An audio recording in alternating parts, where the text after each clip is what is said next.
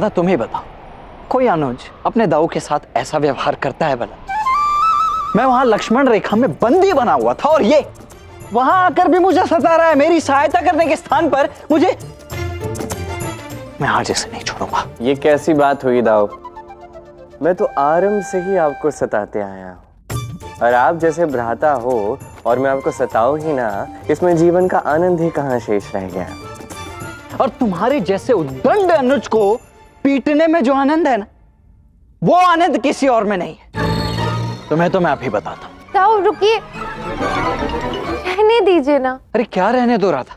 नहीं नहीं, आज तो मैं तुम्हारी भी कोई बात नहीं सुनूंगा। इससे तो आज पिटना ही होगा। अच्छा ठीक है, आपको जो करना है कीजिए, किंतु मेरे समक्ष कृष्ण को मत पीटिएगा। ठीक है राधा, एकांत में मिलो का ना, बताता हूं तुम्हें। पक्का पक्का। है ना, एक तुम और दूसरा तुम्हारा वो विशिष्ट अतिथि, तुम दोनों ने मिलकर ना मुझे अत्यंत व्यथित कर रखा है। अरे नहीं नहीं दाऊ, हनुमान तो किसी को व्यतीत कर ही नहीं सकते। वो तो नारियल है, नारियल। हनुमान नारियल है? कैसे? भीतर से सरल है और बाहरी सतह अत्यंत कठोर, बिल्कुल नारियल की भांति। तुम्हारे ये जो विशिष्ट अतिथि इतना सरल है, तो उसने मेरे साथ इतना अनुचित व्यवहार कैसे किया? अब तुम देखना कान्हा, यदि तुम्हारे इस विशिष्ट अतिथि ने मुझसे क्षमा नहीं मांगी और सम्मान पूर्वक मुझे गले नहीं लगाया ना, तो मेरा नाम बलराम नहीं है। तथास्तु।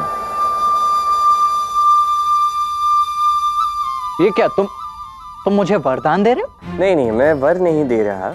मैं ये कह रहा हूँ कि जो भी आपकी कामना है, जो आप सोच रहे हो, वो पूर्ण हो जाए। कहीं ये तुम्हारी कोई नई योजना तो नहीं है मुझे फंसाने की? नहीं, मैं तो कहता हूँ आप जाके हनुमान से प्रतिशोध लीजिए। दाऊ, मैं कह रही हूँ कृष्ण की बातों में मत आइएगा। हाँ राधा, समझ रहा हूं मैं, इसकी किसी बात में आना नहीं चाहिए मुझे। उस हनुमान को तो मैं बाद में देख ही लूंगा, किंतु सर्वप्रथम मुझे इस समय उस सांब की पिटाई करनी है। बहुत हनुमान का पक्ष ले रहा है ना, बहुत सहायता कर रहा है हनुमान की, अभी तो बताता हूं उसे। दाऊ रुक जाइए। जीवन में पहली बार सामने किसी अच्छे व्यक्ति का साथ दिया, उसे देने दीजिए। हो सकता है हनुमान की संगति का प्रभाव शाम पर पड़े। आर्य शाम, वो देव है कौन जो हमारे इस कार्य में हमारी सहायता करेंगे? महादेव भक्त, कर्म फलदाता शनि।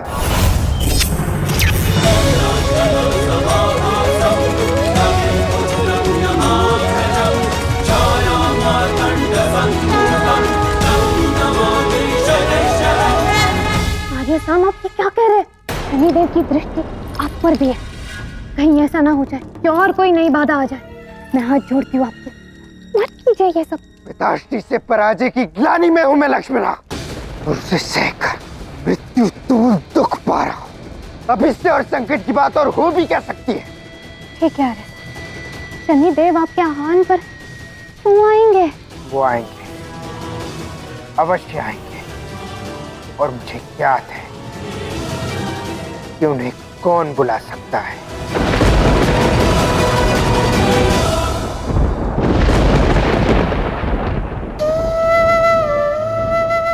मेरी प्रत्येक श्वास प्रश्वास में बांसुरी की धुन है। मेरे प्रभु श्री राम की भक्ति से कुछ संभव ना हो पाए, परंतु आज हो गया। कैसे? हे प्रभु श्री राम।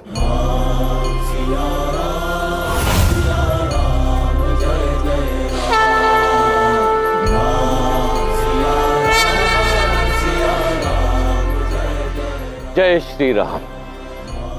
प्रभु, सभा में जो भी हुआ वो क्यों हुआ, कैसे हुआ, मुझे कुछ समझ में नहीं आया। ये कैसे संभव हुआ प्रभु? आप ही मेरा मार्ग प्रशस्त कीजिए।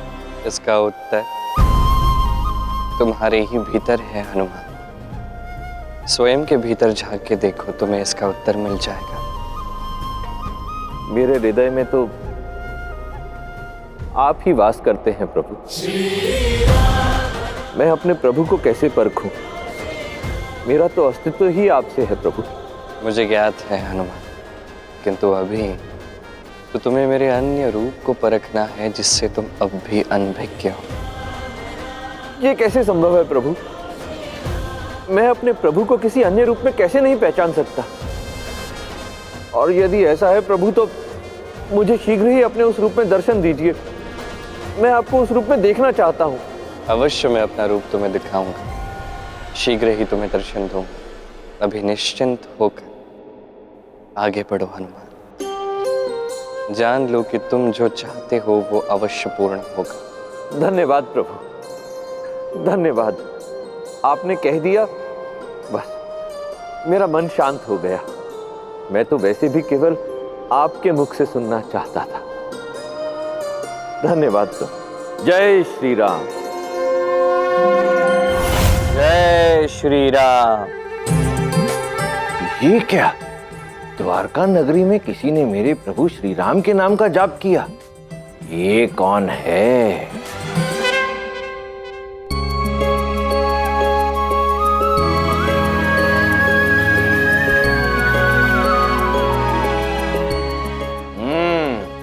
तो आप हैं।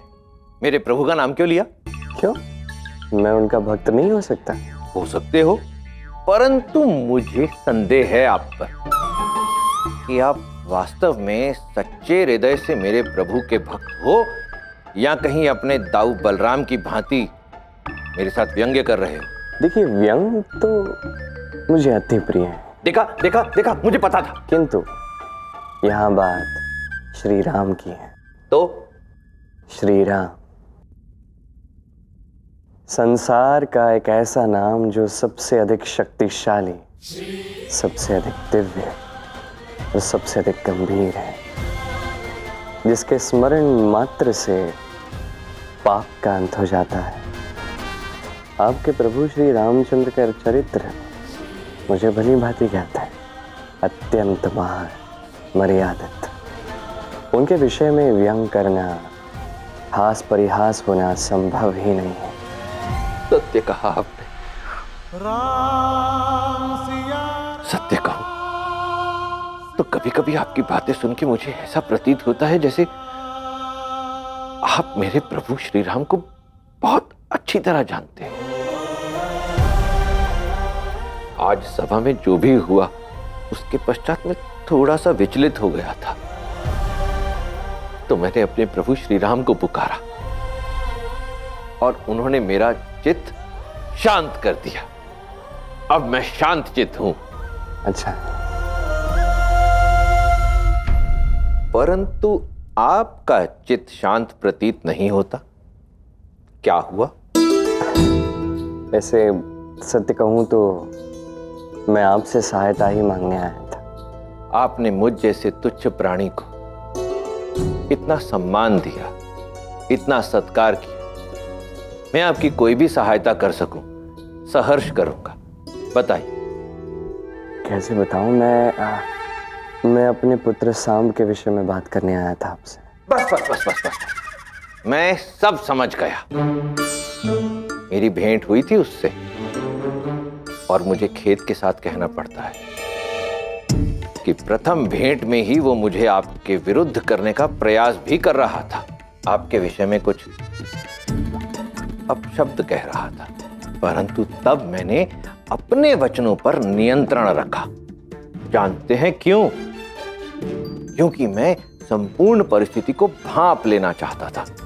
अब मैं संपूर्ण परिस्थिति को भली भांति भांप गया हूं और अब यदि सांब ने मेरे समक्ष आपकी निंदा की, मैं उसे ऐसा पाठ पढ़ाऊंगा कि मार्ग पे आ जाएगा। और वैसे भी श्री कृष्ण, मेरे प्रभु श्री राम की जैसी व्याख्या आपने की, उन्हें जैसा आपने समझा, ऐसा तो किसी अन्य ने नहीं समझा। वो तो है, बस यदि आप सांब को सन्मति दे सकें तो एक पिता पर उपकार होंगे। हे श्री कृष्ण, मेरे समक्ष यूं अपने हाथ जोड़कर मुझे पाप का भागीदार मत बनाइए। मैंने कहा ना, आपने मुझ जैसे वानर को इतना सम्मान दिया। ये तो मेरा सौभाग्य होगा कि मैं एक दिन आपके पुत्र सांब के साथ साथ समस्त द्वारिका नगरी को श्रेष्ठता का मार्ग दिखाऊं और उसके पश्चात सांब सहित समस्त द्वारिका नगरी एक स्वर में बोलेगी, जय श्री राम। आप भी बोलिए, जय श्री राम। एक बात कहूं, आपकी भक्ति, आपकी शक्ति, आपकी ऊर्जा, आपकी सकारात्मकता देख के मन ही प्रसन्न हो जाता है। मन प्रसन्न होता है प्रभु श्री राम की भक्ति से। बोलिए जय सिया राम, जय जय सिया राम, जय सिया राम जय। चले गए। महादेव का नाम लेके जो भी मुझे स्मरण करेगा मैं उसे दर्शन अवश्य दूंगा। शनिदेव, आपने कहा था कि महादेव के नाम के जाप से आप आएंगे और महादेव के नाम का जाप आपके लिए अत्यंत ही पवित्र है, तो फिर मेरे समक्ष प्रस्तुत होइए शनिदेव। ओम नमः शिवाय। ये सांब मुझे पुनः क्यों पुकार रहा है?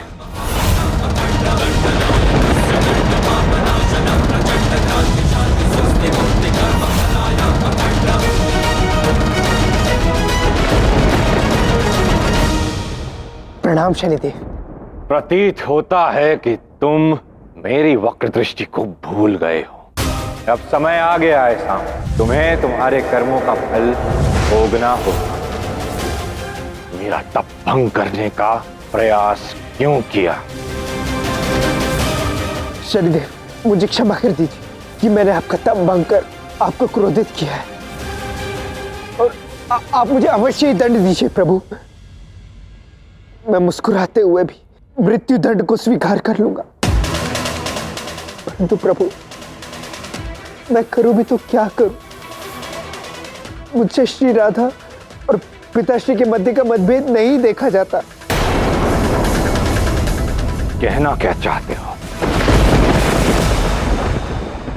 प्रभु, वहां द्वारका में अनर्थ हो गया है। श्री राधा ने एक घोषणा की है कि वो श्री कृष्ण की सबसे बड़ी भक्त है, परंतु कोई हनुमान नामक वानर है जो कि अकस्मात ही आकर श्री राधा की घोषणा को चुनौती दे रहा है।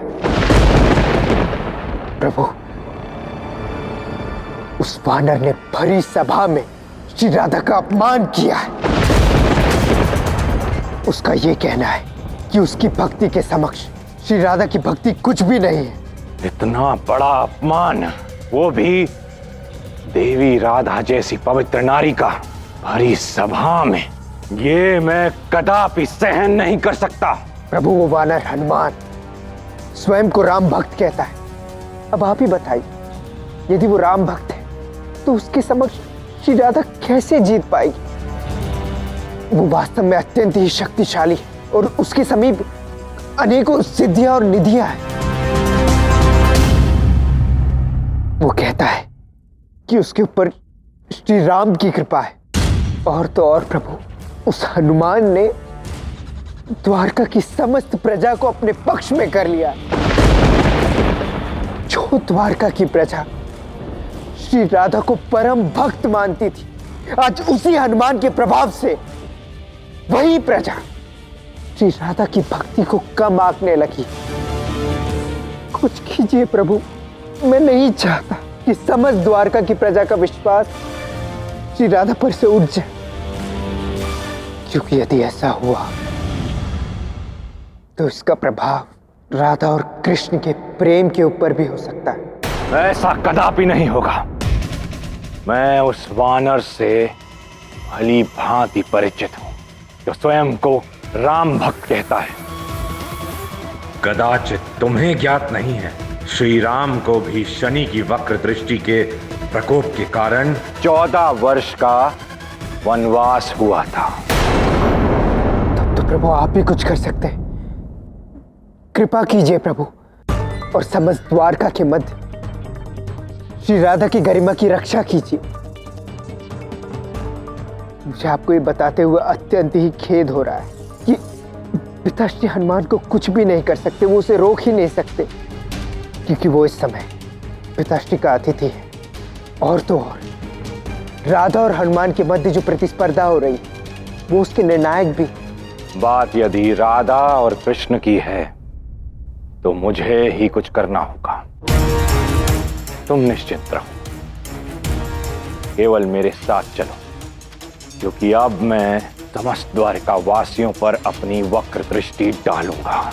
तुम तो केवल द्वारिका वासियों को एकत्रित करो, और अब देखना,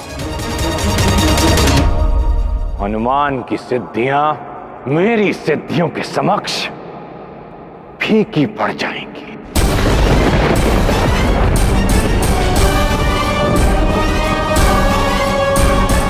जैसी आपकी आज्ञा प्रभु।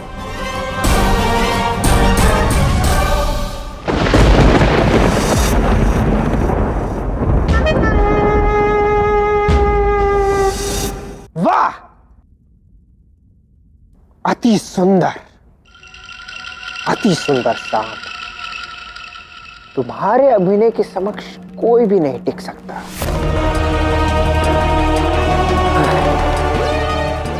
अब वहां पिताश्री राधा की विजय के प्रयत्न में लगे होंगे, और यहां हनुमान की विजय का क्या कारण है, उन्हें ज्ञात ही नहीं होगा। और इसलिए आप राधा की पराजय निश्चित है।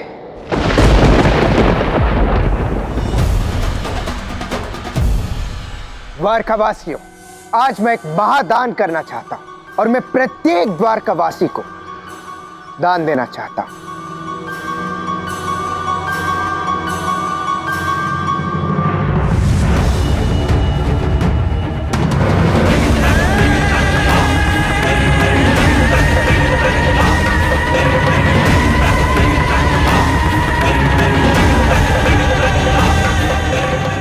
कान्हा देखो, शनिदेव करने क्या जा रहे हैं। जिसको जो करना है करने दीजिए था।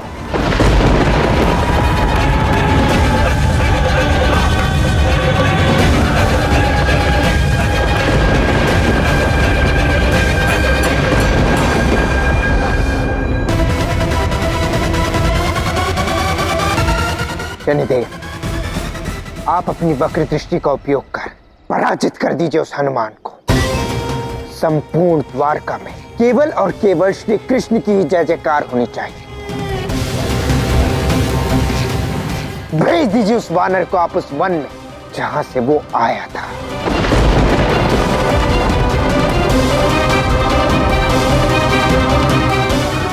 यदि शनिदेव छल से राधा को जिताते हैं तो संपूर्ण द्वारका इसका विरोध करेगी और फिर हनुमान को विजेता घोषित कर देगी। अब तुम्हारी पराजय निश्चित है राधा। कान्हा, इस सांप ने असत्य कहकर शनिदेव को भ्रमित कर दिया, और तुम चुपचाप यहाँ खड़े होकर देख रहे हो। बस देखो, ये अनुचित हो रहा है।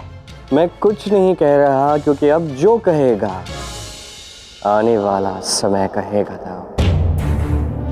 कुछ ऐसा होने वाला है जिससे केवल द्वारका ही नहीं, समस्त सृष्टि का कल्याण होगा।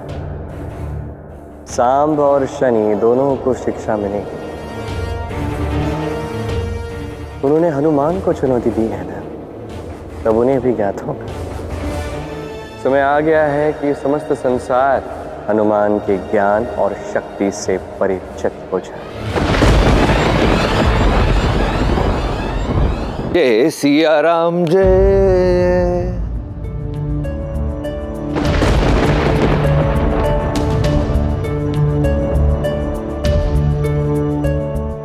श्री हनुमान प्रणाम। आप यहाँ क्या कर रहे हैं? किसने किया ये सब? ये सब ना शनिदेव की माया है। शनि? हाँ, आप जैसे राधा को हराने के लिए आए थे, वैसे ही शनिदेव राधा को जिताने के लिए आए थे।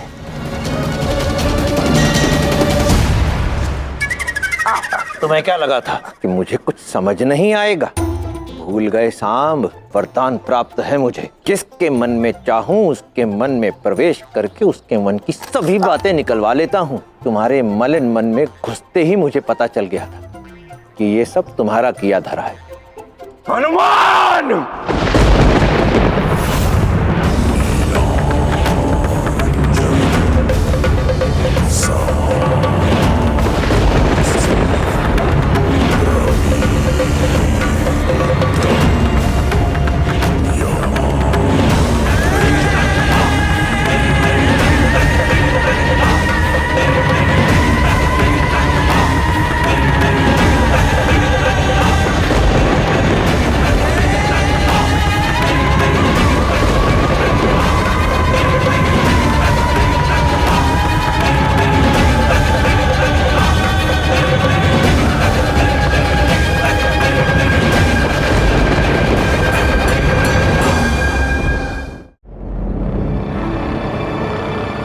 अच्छा हुआ शनिदेव आप आ गए।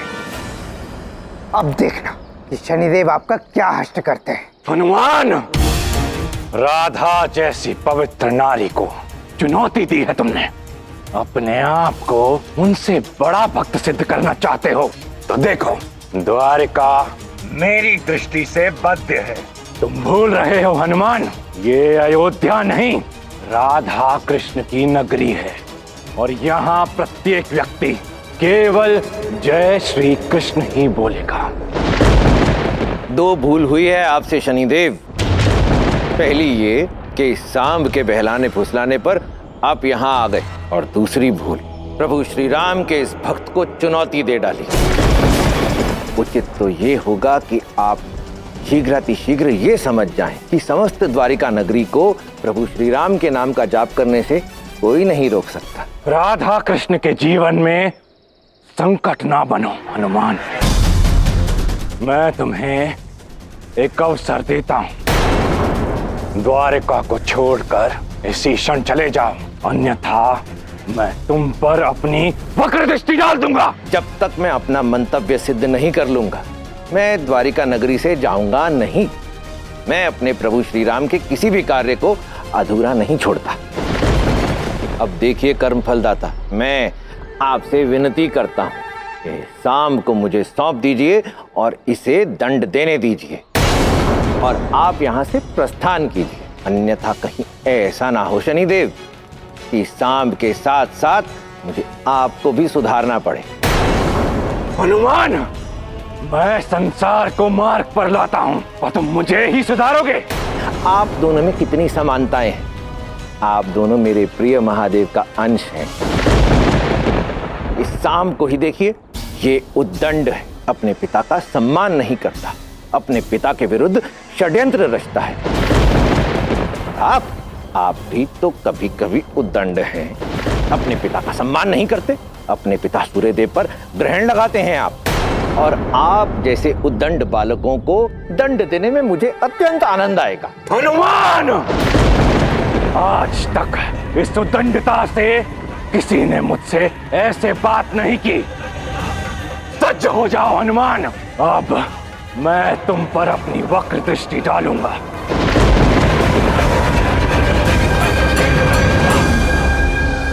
शनिदेव, आपकी ये वक्र दृष्टि आपकी शक्ति है, परंतु खेद के साथ कहना पड़ता है कि आपकी यही शक्ति आपके अहंकार का कारण बन गई है। ये राम भक्त हनुमान सज्ज तो होगा, परंतु आपके उसी अहंकार को तोड़ने के लिए। हनुमान!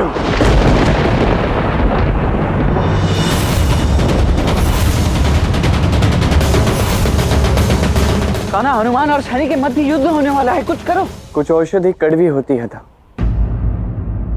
पर प्रभाव उन्हीं का दिखता है। जो होना है वो होगा। अब तो क्या तुम कुछ करोगे नहीं कान्हा? करूंगा,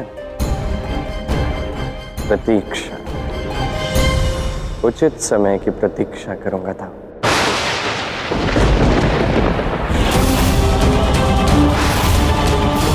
अब आएगा आनंद, जब शनिदेव हनुमान को द्वारका से बाहर निकाल कर ही मानेंगे, और फिर तब मैं प्रचार करूंगा कि राधा के लिए पिताश्री ने हनुमान को अपने मार्ग से ही हटा दिया। महादेव, एक आपका अंश अवतार, एक आपका महाभक्त, इन दोनों में संग्राम। सब आराध्य की लीला है।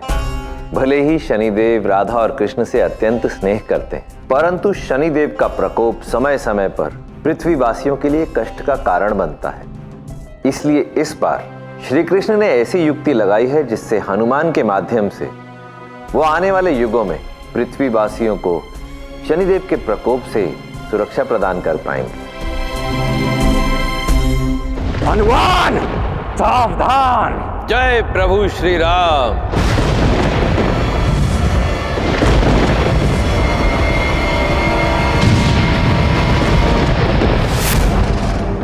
असंभव, एक वानर मेरे प्रहार के सामने खड़ा है। ये आपके समक्ष प्रभु श्री राम की भक्ति खड़ी है। शनिदेव, अपने संपूर्ण बल से युद्ध कीजिएगा, कहीं ऐसा ना हो कि आप थोड़े से दुर्बल पड़ जाएं। इतना अहंकार। अहंकार नहीं, ये प्रभु श्री राम की भक्ति है।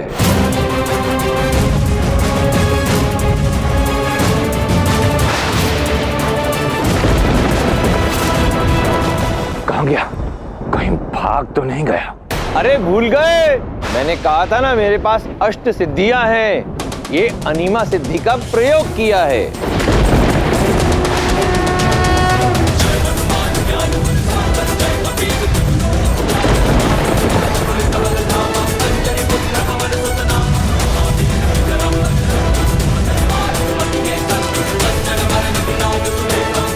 संसार के हर प्राणी को कर्म फल मैं देता हूं।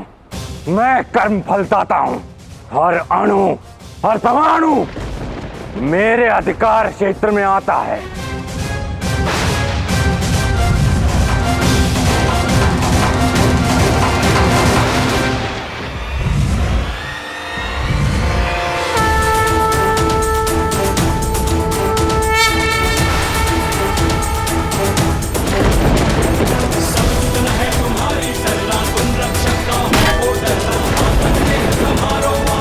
हनुमान, ये माया छल मेरे समीप नहीं चलेगा।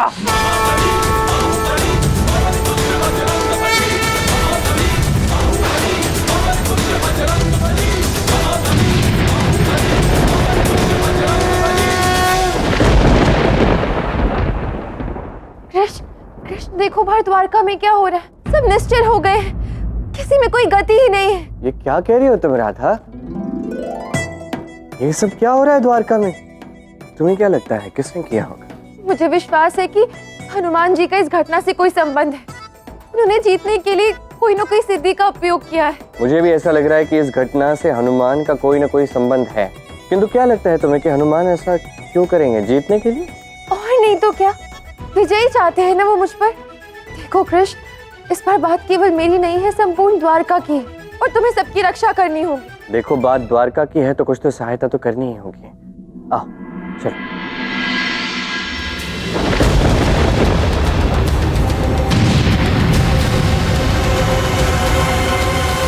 हनुमान, युद्ध करना है तो समानता का करो। बंद करो अपनी ये माया। ये माया नहीं है शनिदेव, मेरे प्रभु श्री राम की दी हुई सिद्धियां हैं, जिनसे मैं एक एक करके आपका परिचय करवाऊंगा। ये थी महिमा सिद्धि। अब समय आ गया है आपको अपनी अगली सिद्धि से अवगत करवाने का।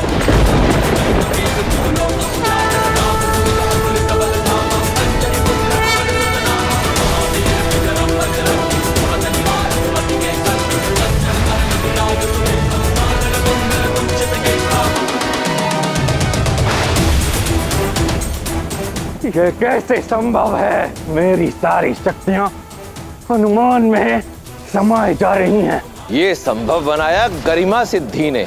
गरिमा सिद्धि पृथ्वी के समान ही भारी है, और जैसे पृथ्वी माँ सब कुछ सोख लेती है, पाप पुण्य आपके वार भी। कितने भी शक्तियों का उपयोग करो, किंतु शनि पर विजय नहीं प्राप्त कर सकते।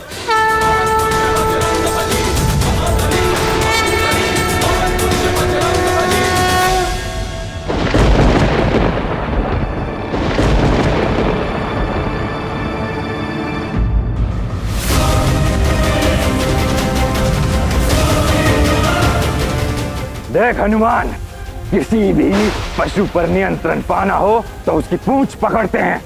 देख, मैंने तेरी पूंछ पकड़ ली है, अब तू मेरे वश में है। शनिदेव, युगों पहले यही भूल लंकापति रावण ने भी की थी। मेरी पूंछ को जलाने का प्रयत्न किया था। मैंने दंड स्वरूप उसकी लंका नगरी को भस्म करके रख दिया।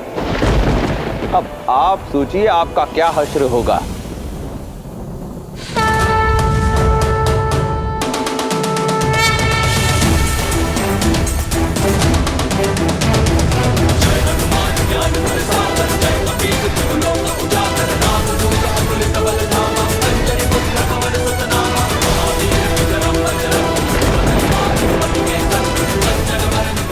हनुमान, छोड़ दो मुझे।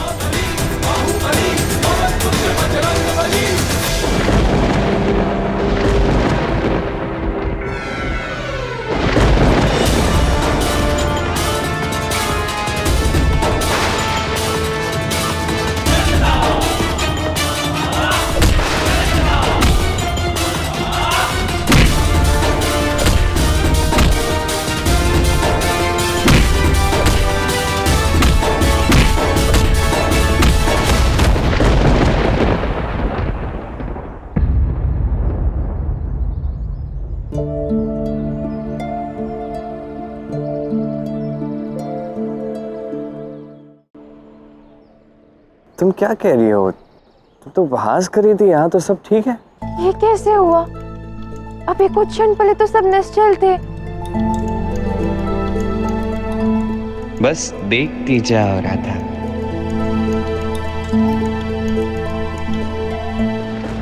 अब तुम्हारी बारी है राजकुमार सांब।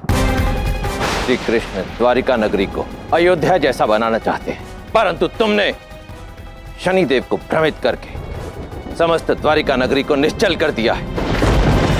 मुझे श्री कृष्ण और द्वारिका नगरी के प्रारब्ध पर खेद होता है कि उसे तुम जैसा युवराज मिला। आज तुम्हें तुम्हारी सभी उद्दंडताओं का दंड मिलेगा। हनुमान, तुम मुझ पर, महादेव के अंश सांब पर प्रहार करोगे? हाँ, तुम पर प्रहार करूंगा और मुझे पूर्ण विश्वास है कि तुम जिनका अंश हो, महादेव, वो अत्यंत प्रसन्न होंगे। देखो, जानते हो कैसे?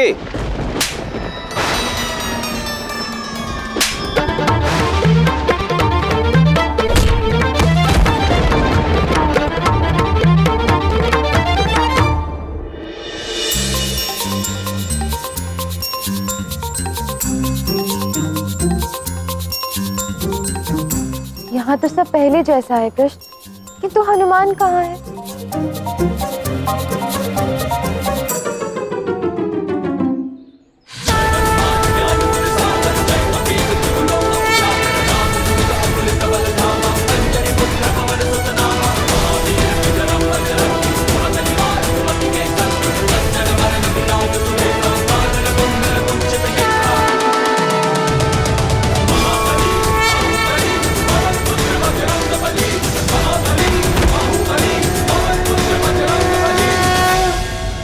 हनुमान जी, ये आपने क्या किया और क्यों?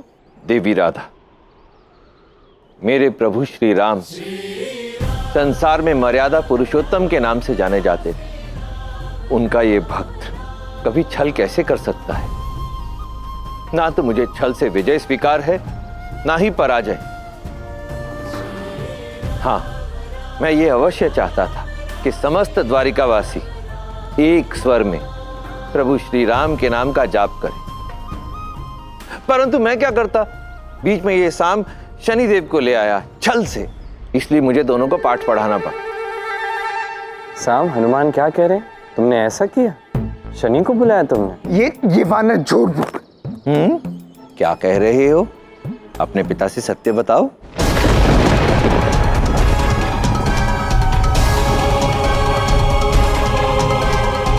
नहीं,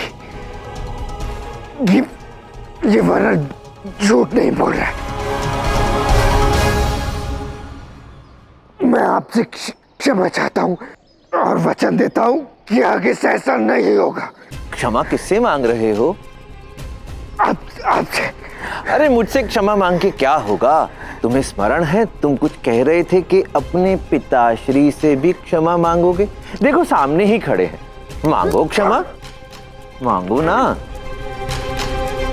मैं आपसे भी क्षमा चाहता हूँ पिताश्री। क्षमा करते हैं।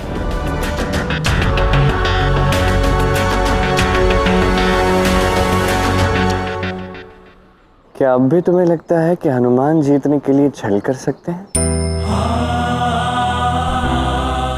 क्षमा, हनुमान जी को मैं समझ नहीं पाई। देवी राधा, क्षमा की कोई बात नहीं।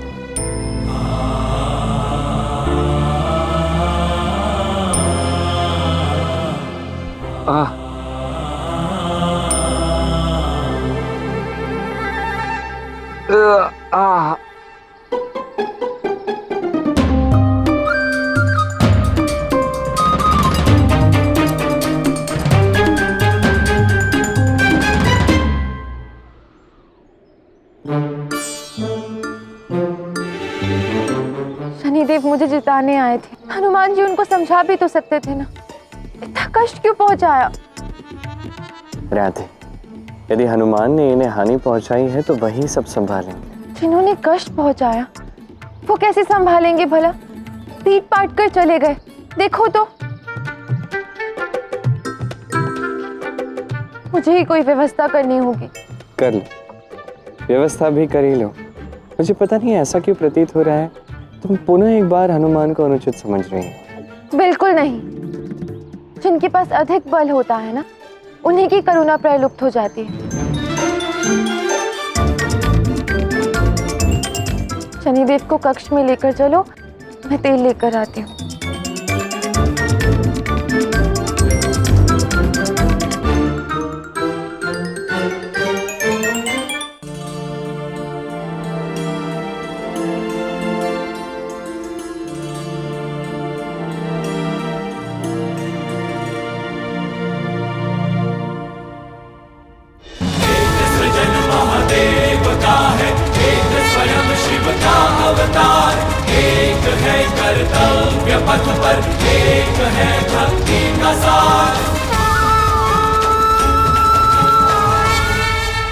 ऐसे अचरज से मत देखिए शनिदेव। मैंने आपको दंडित न केवल इसलिए किया था क्योंकि मैं ना अपने समक्ष कोई अन्याय होते नहीं देख सकता। आपको पूरी बात आरंभ से बतानी पड़ेगी।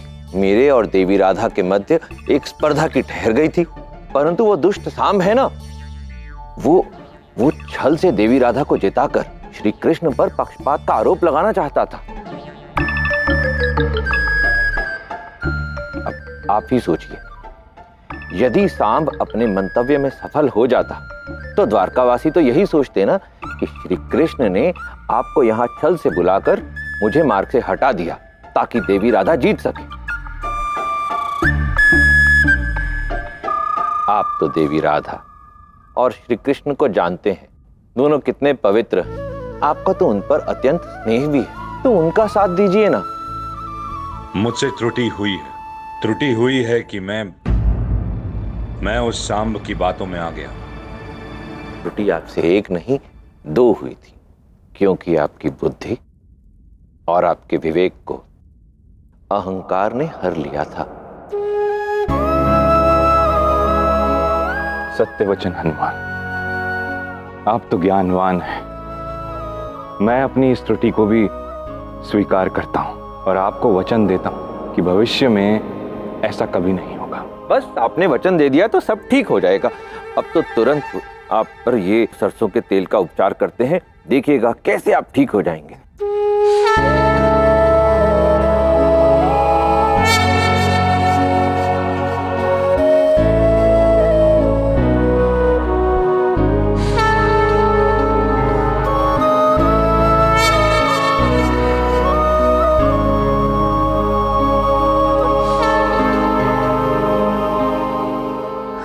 कितने विचित्र प्रकृति के हैं।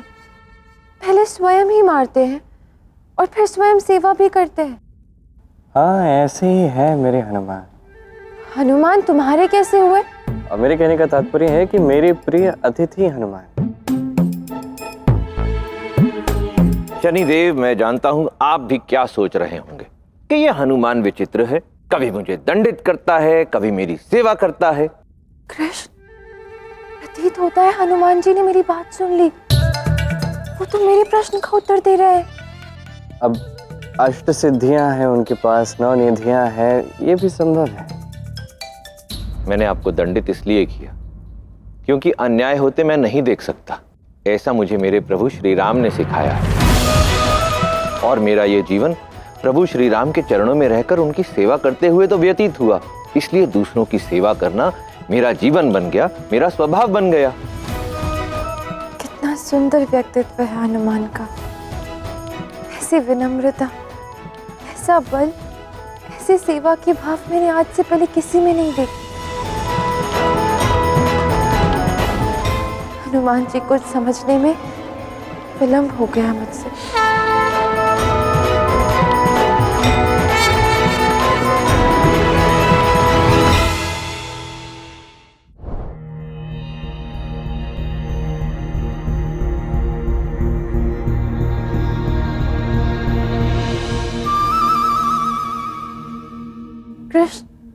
तुम यहाँ कैसे आए? वैसे ही जैसे सदैव आता। तुम कहाँ चली थी?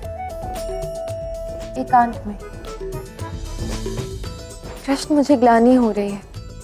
मैंने अनावश्यक ही हनुमान को अनुचित समझ लिया था, बिना ये समझे कि वो तो सेवा को भी भक्ति समझते हैं। सेवा ही सबसे बड़ी भक्ति है राधे। तो तुमने मान लिया कि हनुमान ही परम भक्त है? यदि ऐसा है तो द्वारका वासियों के समक्ष स्वीकार करो। नहीं, ऐसा नहीं है कृष्ण। मैं हनुमान के श्रेष्ठ चरित्र और व्यक्तित्व से प्रभावित हूँ, किंतु इसका अर्थ ये नहीं है कि उनकी भक्ति मुझसे श्रेष्ठ है। मैं पीछे नहीं हटूंगी। अब प्रतिस्पर्धा से ही निर्णय होगा। ठीक है, अच्छी बात है। मुझे एक बात बताओ, तुम अब हनुमान को कैसे चुनौती देने वाली हो? वो तुम सभा में स्वयं देख लेना कि मैं क्या करती हूँ। किंतु तुम मुझे बताओ कि ये जो कुछ भी हो रहा है, तुम्हें इसके विषय में पहले से ही ज्ञात था ना? तुम्हारा तो महादेव से सीधा संपर्क है और शनिदेव महादेव के भक्त है। तुम केवल उन्हें पिटते हुए देखते रहे, उनकी रक्षा क्यों नहीं की तुमने? इसके पीछे एक विशेष कारण था। किसी को प्रताड़ित करने का क्या कारण हो सकता है भला? उद्धार करना था राधे।